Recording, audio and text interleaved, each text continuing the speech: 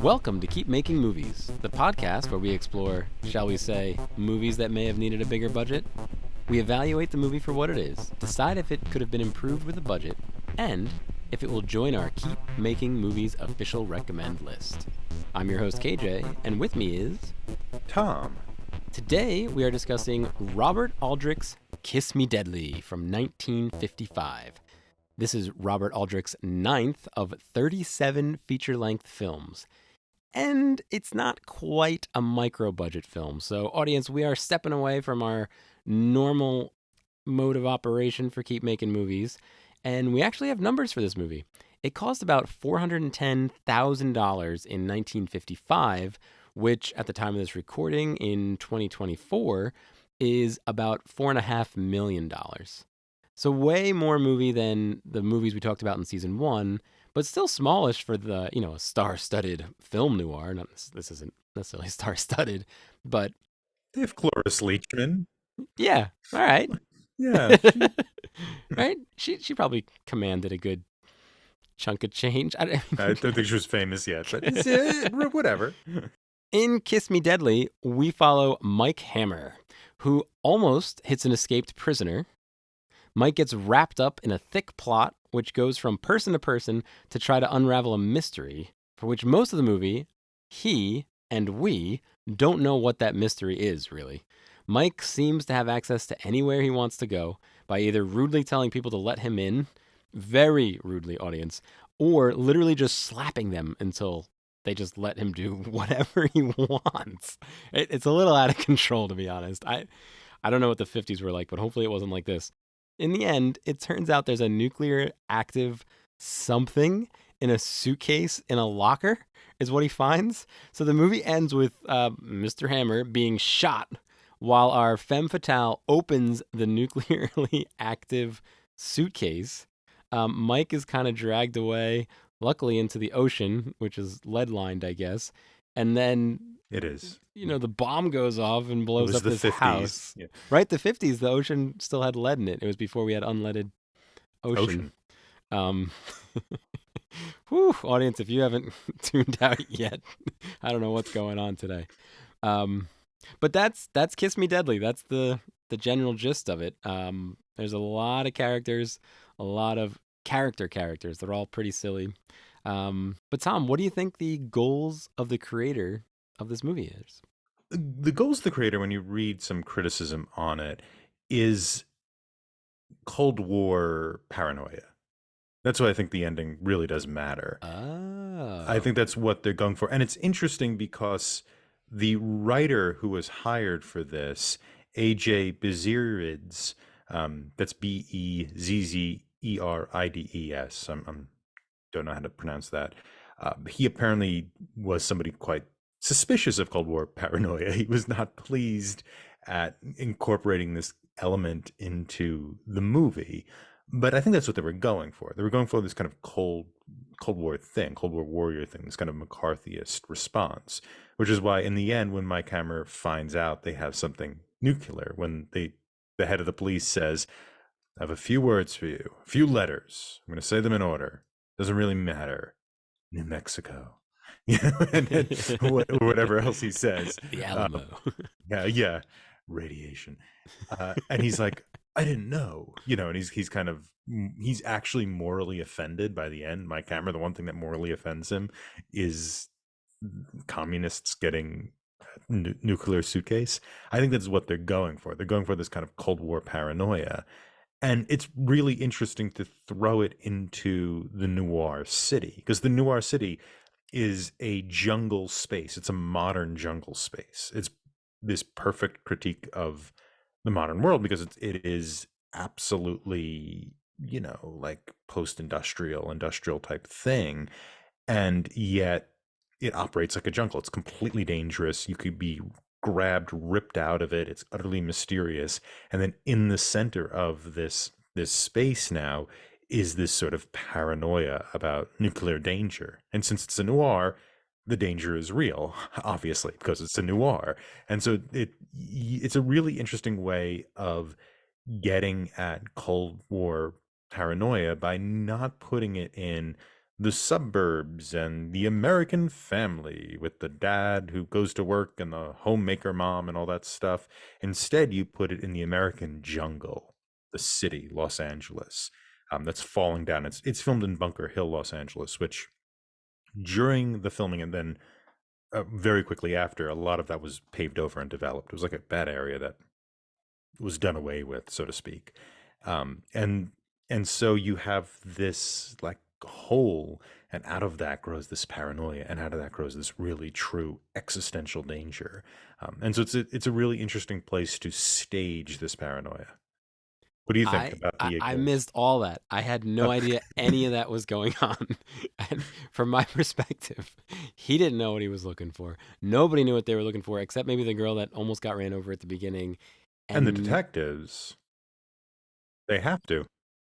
I guess the detectives knew, but they were briefly in at the beginning of the movie and then they were briefly in at the end. So they didn't feel like they were a big part of this movie. Um and then I'm not a, a fission engineer or whatever, but I don't know that you can I don't know that you can leave it in a locker like that. I don't know what kind of suitcase that was containing it, that you could open it up a little bit, get a little bit of radiation poisoning, and then close it again. It's a I, very interesting I don't know if the suitcase. physics work, but I think that's what they're going for. And it's also Yeah. clearly this is where Pulp Fiction comes from, the Tarantino movie. Oh. I'm pretty sure the scene in Pulp Fiction where they get the suitcase, I think that is citing this movie directly. So it's funny you mentioned Pulp Fiction because I had in my notes. Do you think this was as obnoxious as watching the movies that came out after Pulp Fiction, right? Pulp Fiction comes out, and then everybody thinks they can write that because it's not a very expensive movie. Pulp Fiction, you just got to write cool chatter and crazy It things happening. Maltese Falcon was before this, obviously, right? This, or maybe not obviously, was. but yep, before this. Um, and now all of a sudden everyone's like, man, I can do that. It's pretty cheap. Get a hat, get some suits, fast talking guy. I wonder, was there a bunch of these, and this was just another one of these Pulp Fiction clones, another Oh, Maltese Falcon clone? yeah, I think so. And Mickey Spillane, they filmed a lot of his stuff, and he wrote a lot too. And he wrote a lot up to I think his unfinished manuscript was found in 2006 when he died, and they published a bunch of them between 2006 and 2013. So he's been publishing Mike Hammer books up to 10 years ago Wow. from back in the 50s. And even Mickey Spillane, who wrote these books, actually played Hammer a few times in the Wow. movies. So yes, they are churning and burning with the noir, and the noir has Ooh. been around long before Pulp Fiction, Well, before Maltese Falcon. before Maltese Falcon, excuse me. I mean, you think of like the really good noirs of the 30s, which often have like a gangster element. The detective noir does come along later as well in the 30s, but yeah, they've been around for a while. So And when you maybe for Adapt It, our other show audience, Adapt It, go check it out if you haven't, where we explore adaptations. I wonder if we do the Mike Hammer one that the author's in. that might be good. This is probably the most famous. Kiss Me Deadly. I think this is very well regarded critically, and I think with good reason. Yeah, so that might be something to take a look at if we do detective fiction, the Mike Hammer noirs, and Yeah. compare them, because he is an unusually violent and He harder just to starts like. slapping people, and they seem they're just like, oh, okay, now I'll do it. Like, it's very strange. Their reaction to that is very strange. Yeah, he's like the uber tough guy, and they made him more heartless in this than he is in the book. In the book, he is engaged to a nice woman who is, well, also like his assistant, but she's, they seem like they're getting on fairly well. In this, his assistant, he's having a romantic relationship with, but he's also using her apparently to seduce men to get them in compromised positions so as to blackmail them. Yeah, and he does the same thing Hmm. as well with the females. And it was that really weird scene. That was the first scene with the detective. And it's like the cops giving us the backstory by the cop asking the question and the other cop giving the answer. And then Mike Hammer just being like, yeah, kind of. Yeah, that's Yeah, that's a weird scene because he refuses to answer any questions, but he doesn't actually know anything. All he yeah, knows is he knows what they know, which is this woman ran or less. away. Yeah. Yeah. Oh, he definitely knows less, but he Yep. doesn't have anything new to give them. But it Nope. seems to be one of these things of the anti-authoritarian figure that often pops out in noir, which Noir. is that's why you have a private eye. Either you have in noir, you either have the private eye who's not part of the police, and the police are either bumbling idiots or part of the problem. They're part of the corruption or whatnot. Which in this one, they're not bumbling idiots and they're not part of the problem. This one No, kind of subverts that, I guess, by just making them empty, keeping them out of it until. until the end, but they turn Yep. out to be right. They turn out Yep. to be the moral arbiters Mm-hmm. Mm-hmm. in this. And Yep. when they say, yeah, this guy's kind of a low life, he's Yeah, kind of a low he life. is. He really is. Yeah, he's not a good guy. And he's keeping his mouth closed and not talking to the detectives because he thinks he can make some money off of this. That seems Right. to be his motivation. Mm-hmm. Mm-hmm. The one time we see him actually have a heart is when garage, the guy who runs the garage, the Greek man who runs the Yeah. garage, is killed, and then he's disappointed. He's really sad, and he gets drunk. Right. But outside of that, Yeah. he's I think I can make some money off this, so I'm going to make some money off Amen. this. Yeah. So going back to the paranoia, I don't know if they did a good job with that. If that was one of their goals, maybe I'm just jaded, or maybe paranoia is different today in the 2020s than it was in the 50s. But I think during our first impressions last week, you talked a little bit about the overacting or underacting, might not be the right word, but I think the lead actor just isn't fantastic, and and in I this think if movie, you're but gonna do that's fine. paranoia, Ralph Meeker. that's got to come from a lot of the acting, and I don't know if this hit it. I didn't catch that at all. I just thought it was supposed to be mysterious, not paranoiash. Yeah, I mean it's inherently when you realize what's going on, that's the Civil War, the Cold War paranoia, right? Is that, oh my God, there's a bomb planted by someone. We don't really know who these people Yeah, but are. when was that? That was the last 8 minutes, last 12 We minutes. find it, yeah, but it recasts everything, right? In the end, it turns out to be, oh, there's bombs being placed in the center of our cities, da da da, and there's also a conspiracy going on. There's a conspiracy to do something. They don't know what it is, but it involves a thing that must be worth a lot of money. But would you say there's paranoia in Maltese Falcon? It's different. It's not I paranoia. think there's paranoia. Sure, there's paranoia. I mean, that in the last scene, everybody has to stay there overnight in Sam's apartment while somebody gets the Falcon because they're all so paranoid that they're going to get betrayed. I mean, the end of Maltese Falcon Hmm. is Sam getting everybody paranoid against everyone by saying who's going to be the fall guy. I mean, that's why he does the fall guy bit in the Maltese Falcon because he wants them to go at each other. That's where his Yeah. advantage Yep. is. I think you're right. It feels like such a different paranoia because it's orchestrated. Whereas Red Scare, whenever I imagine Cold War paranoia, there's not a face with it. It wasn't like, oh, that guy is making us paranoid, which makes it a little bit eerier. It feels like a different type of paranoia to me. Well, who would be the face of this? We don't meet the doctor who's responsible for this until the very end. Well, I thought it was the guy that owns the pool. Yeah, he's part of it, but the I think the guy who knows everything who's behind it is the doctor. This is part of the problem with the plot. I'm not entirely sure how Yeah, the no, it two of doesn't them are quite add up.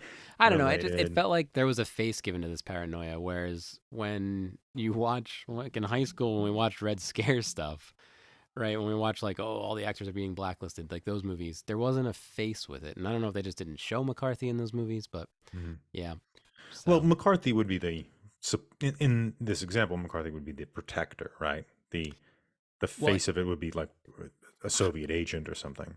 I guess, but in the movies that I was shown in high school, the paranoia was not the communist; it was the threat of being called a communist, Oh, and you okay. had to Oh, be yeah, yeah, yeah. So careful. the paranoia would be the people who are paranoid. Yep. That's what you mean by the face of paranoia, not the thing No, that no, the inspires thing. paranoia. The thing. I forget. I think Jeff Garlin was in the movie, And it was like, oh no, I don't want to admit that I was at this meeting because Mhm. then I'm going to be labeled a communist, blacklisted, and never be able to work You know, again. So the mhm. paranoia wasn't that there were communists and they were coming to take the states. The paranoia was, I'm going to be accused by the United States of being a Oh, communist. I think this is, oh no, the communists are here. Right. Yep. Right. I don't think it's, oh no, they're going to accuse me of being a communist. And, it's also, these people may or may not be communists. We don't really, they just seem to be opportunists. They want to sell this thing and make money.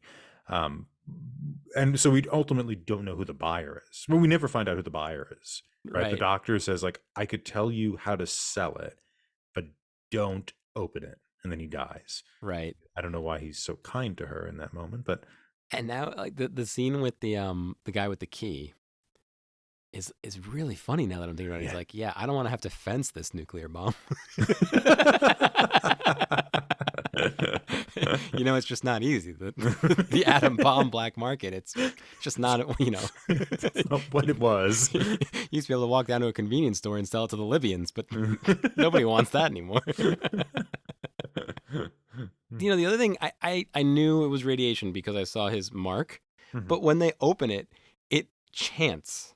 It chants similar Yes. to how in Indiana Jones when they open the Ark of Covenant, it Yeah. chants. So my first thought was, maybe it's the Ark, right? They got Maybe it. they went where the top men put it. Like, I didn't quite know until I saw the radiation burn.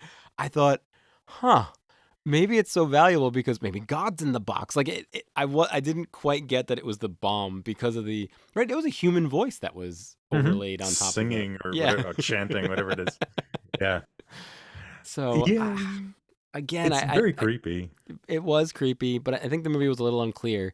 But if you were living then, obviously that would have stuck out to you, right? Mhm. The audience would have known that. Well, how do you think they did with the money they had, Tom? I think they did I think they did very well, actually. It looks great. It does. The shadows and the lighting. Mhm. Yep. And one scene in particular, I want to mention the cinematographer, Ernst Laszlo, who had a very long career in Hollywood. Yeah, he's a Hungarian American cinematographer who worked for a long time. But anyway, the one scene in particular I want to mention, though there's a bunch of them, is the pool scene. So at one point, Mike Hammer, he gets a lead from someone that there's this kind of mob boss who he might be a mob boss. He seems like he's a mob boss, and to go to his house to get some information. Like, this guy knows what's going on, and this mob boss becomes sort of the antagonist. But he goes there, and the scene in the back of the house is a pool, and there's a bunch of mobsters, either in suits or in bathing suits, doing deals at tables around the pool in the light, and either they're listening to a radio and making bets on horses, or Playing doing other poker things, or or whatever. playing Or poker. gin rummy. Sorry, it was gin rummy. It was Yep. gin rummy. But it looks amazing. It's one of these things where there is an explanation as to why those people are there. They're doing something. They have a function, but it's also, why are they all just standing around the pool? Like, why are they sitting around the pool? Yeah, It's and how does he get so, in? He just happened to pull up at the same time as a woman. And as the sister, yeah, in this movie, possibly anytime Mike Hammer meets a woman, they make out. They don't introduce each immediately. other. They cue the music, make out time. And because of that, he's able to get to the pool. But then he's like, hey, I'm just going to go into your pool house or whatever that was. It's like a video game character. In a video game, you walk into people's house, you open all the chests and the drawers to see if there's, in-game gold in there or whatever. That's what he does. He goes into the pool house, and then the mob boss was like, what's that guy doing there? Hey, go get them. Well, they know him. Oh, they know him. They know him at that point because they tried to bomb. Did they try to bomb him by that point? They Did. Yes, they Yeah, did. they tried to did. bomb him, Okay. so they know who they're dealing with. So why did they let him in the house? I got the impression he was allowed to come in by virtue of instructions to the woman who describes herself as the mob boss's sister, though I don't think she was his sister. But even so he shows, I guess so from their perspective, she brought him there. But so he just got lucky. And the makeout music, I guess the makeout music helps a lot of this plot. move Well, along it's naturally. also it's kind of like, all right, this guy's here. It's kind of convenient for them. Let's kill him, Let's get him right. But he and then also has the superpower to be the knock. one what wins the fights Yeah, exactly. He almost wins. all the time. Yep. Yeah, yeah. Which is the fight sequences are kind of fun. He just Yeah, sort of there. punches them and they die. They just Like a video game. yeah, yeah. But then the guy, the head boss comes in and sits down and it's like, okay, I'll buy you off. It's like, yeah, I like you. Ah. Hmm. Yeah, Yep. yeah. It But doesn't really yes, it talk is about. a gorgeous scene, Tom. Back to your point. Mhm. Yeah, Absolutely. it's good, and I like the impersonalness of it too. And I think you see that in the French New Wave. It's a style choice, right? The fact that it makes no realistic sense, I don't have a problem with because I think that's the style of the thing. He's a guy, a woman walks out, they have a slick, casual conversation, they immediately make out, they walk around. No one is surprised that this guy's here. He just goes into the pool house. It seems to be, like you're saying, like a game. Like there's this unspoken set of rules that transpire in these dangerous spaces. That as the space increases in danger, it's almost as if the more clear for these people what the rules are, but less clear for us. Hmm. And so it just Hmm. comes off as almost like alienating. Like that scene also, as beautiful as it is, it's also alienating. Like Hmm. Hmm. this woman is just there for him. He just knows what to do. There now step two is okay, make a deal with him. They can't, etc. I mean it's really interesting and I think it was really influential as well. Another scene where the rules just are strange to us but make sense to the characters is when the detective first visits Mike Hammer. He comes in and pours himself a drink. Yeah. And then as he's leaving, hands the glass back. And Mike Hmm. Hammer's just like, yeah, yeah, that's how you do that. Like Yeah. that's right. Like I Yeah. wouldn't respect you if you didn't just take my alcohol. Like it's a weird, a There's a weird. tough guy thing to it. There's a it's what usually call it like a predicative style where you just say what you want or what's happening without ornamentation. I mean, I think that the noir, and also you see this with Hemingway writing as well, even though Hemingway is not a noir writer, but he does write tough guys, right? He's kind of famous for that. Is that you don't have any flower, any kind of decoration. You just do the thing. And so you don't ask, "Hey, can I have a drink?" "Hey, buddy, how you doing?" You just do the thing Just pour because it. yeah, you just own the space, and then he owns the space, and then you fight over the space, and then it's that's Top the type of dog thing. comes out on top. Yep. Yeah, Oh, so but going back to how they do with the money in the head, it is a well-made movie, especially compared to season one, even compared to Pier 23. Right? It's a better made yeah. Pier 23 movie, seems like a television movie that right? Like a made for TV. Yep. yeah, and But it's a B. It is a it is a honest B, B. literally. Yep. Um, one thing I noticed is the dialogue felt like they already knew what the other person was going to say. Maybe this comes down to the acting, but it's almost like they started their lines a little too soon sometimes. Like, whoa, you couldn't have heard and processed what they said, but you already had a witty comment. Like, you started that witty comment before it was logically possible for you to have that comeback. There was a lot of times where I was like, man, this doesn't feel natural because it's like you've already been in the shower and was going through the argument in your mind and said, "Oh, I should have said that," and then you got to say it before it happened. Like it was, so that was weird. Sometimes the ADR was a little off. It was just a few select times where the dialogue did not line up with what was being said or Yeah. somebody's mouth wasn't moving. And I don't know why it stood out more than in, I mean, that happens a lot in movies. We just don't normally notice. Like they do a pretty good job of hiding it, but this one I could tell. Um, Sometimes they would talk about things that were right there, but they didn't show them. I'm thinking in the gym when he's like, "Hey, is that your new boxer? Yeah, doesn't he move great? Doesn't he move great?" And we never actually see anybody boxing. Like they could have just turned the camera around real quick to somebody in the ring or whatever. He even calls out to him, "Hey, shadow box for a little," but we never see it. We We don't just hear see. them talking about it.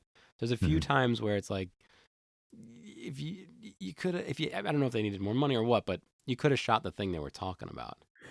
Yeah, it's an interesting. The consequence of it is interesting because what you have is you have tight frames in which you rarely see solo characters. You have these conversations where both people are kind of shoved into the frame together.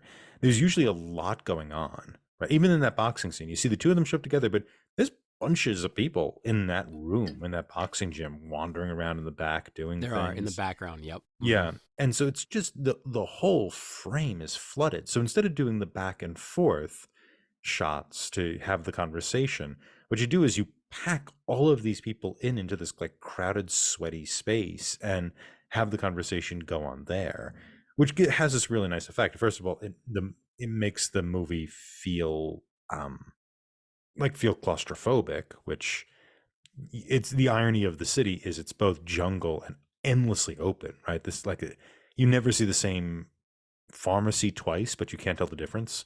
It's that type of place. But at the same time, it's always crowded and it's always claustrophobic, and always something can always jump out at you or is touching you or something like that.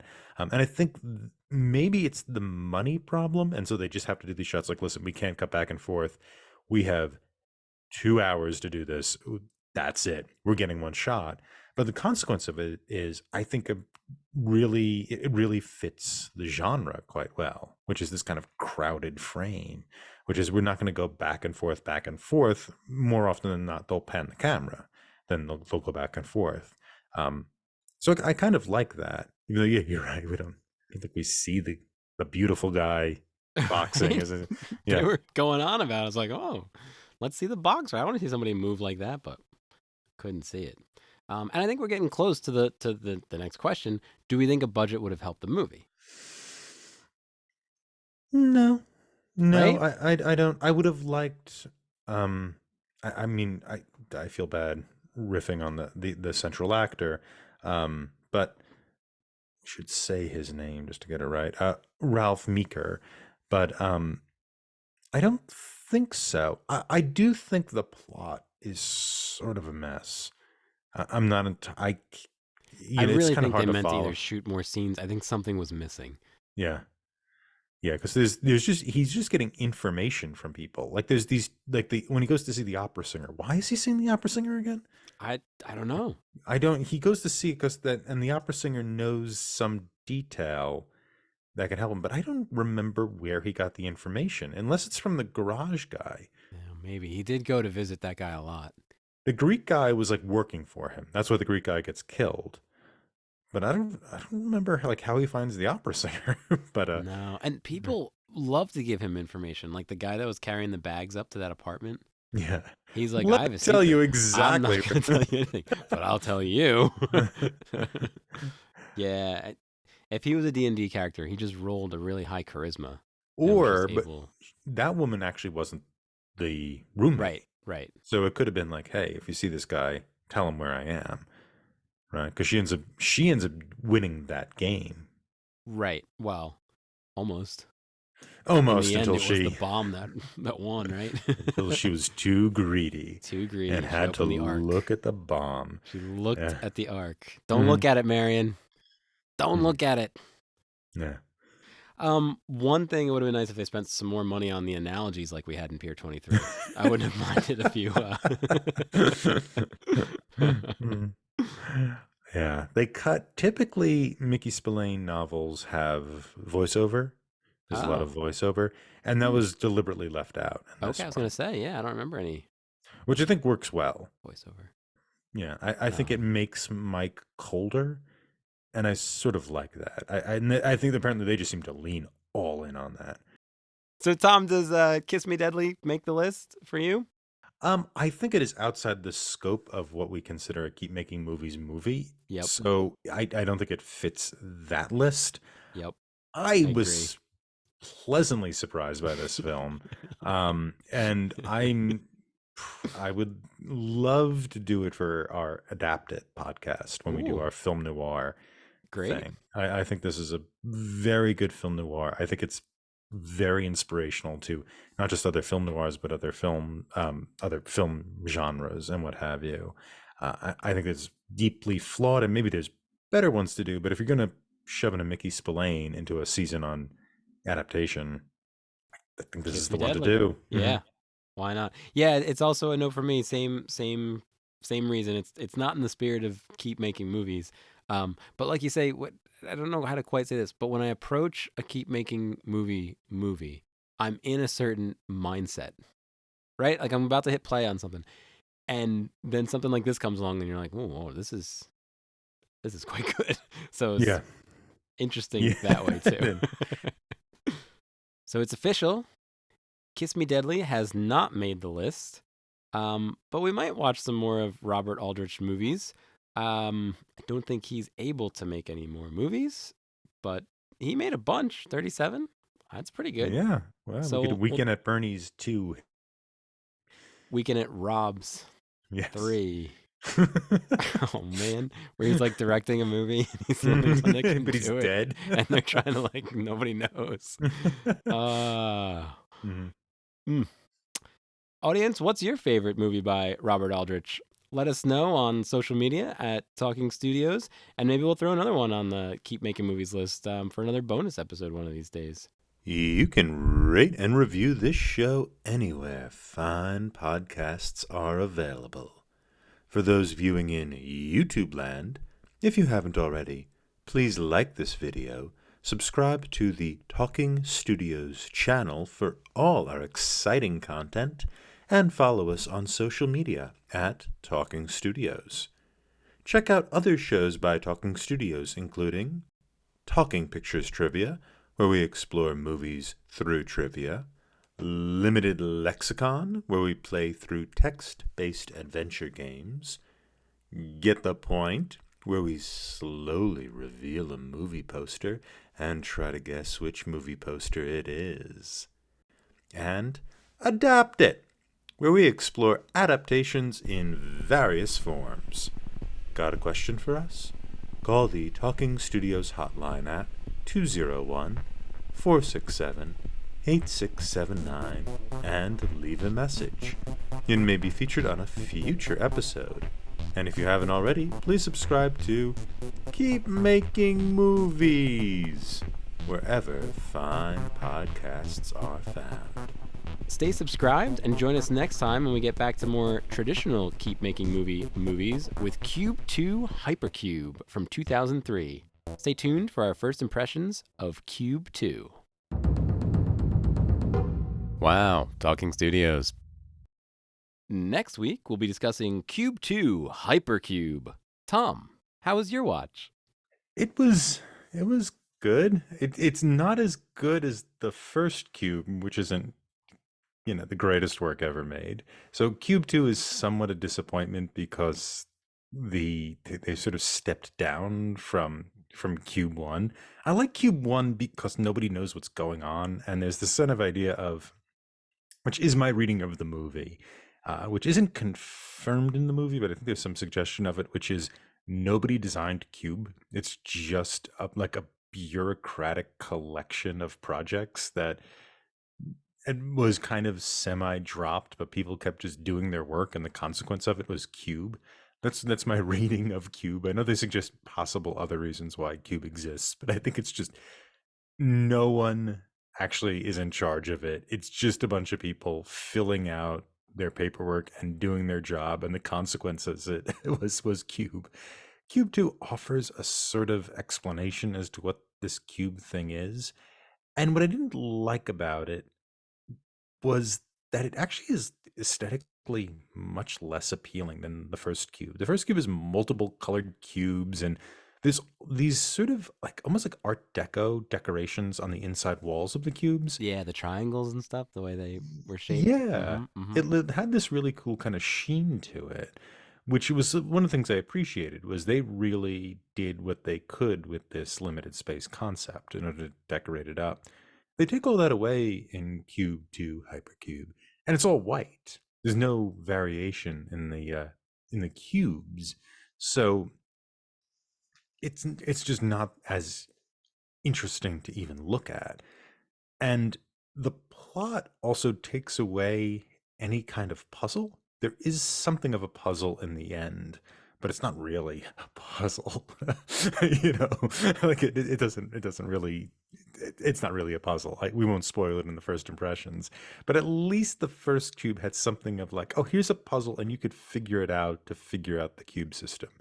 It's not really what's going on here. There's a lot of like quantum physics hand waving, and the secret reveal isn't helpful in any way. It's just there's one secret reveal. It does nothing for the plot.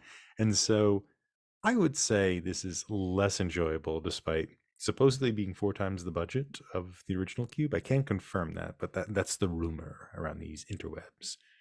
What about you, KJ? How was your first impression of Cube 2 Hypercube? Hypercube. Well, I was excited to hear there was a sequel to Cube. I was like, oh wow, like either Cube did well enough or, somebody took inspiration from it and was like, you know what this needs? A sequel. So I was pretty excited to see where they were going to take it. Like, maybe we were going to get outside the Cube. Maybe we were going to I don't know, maybe learn more about the Cube lore, or was there going to be new contestants or whatever you want to call the people inside? I wasn't sure.